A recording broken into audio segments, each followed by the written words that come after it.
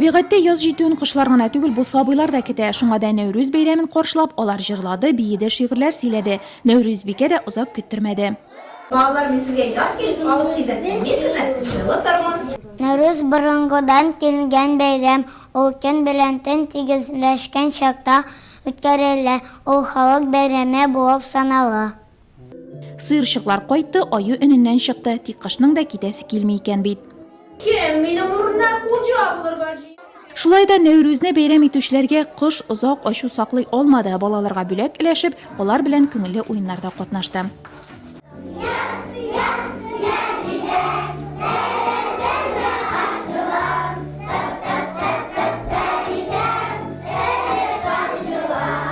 Алсу балалар бакчасы, татар бакчасы булса да, бездә төрле милләт балалары дус һәм тату яши.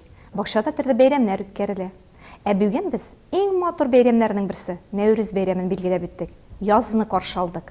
Сабиларга милли тәрбия бирү алуыбызга шатланабыз. Яз барыбызга да исәнлек, саулык, муллык алып килсен.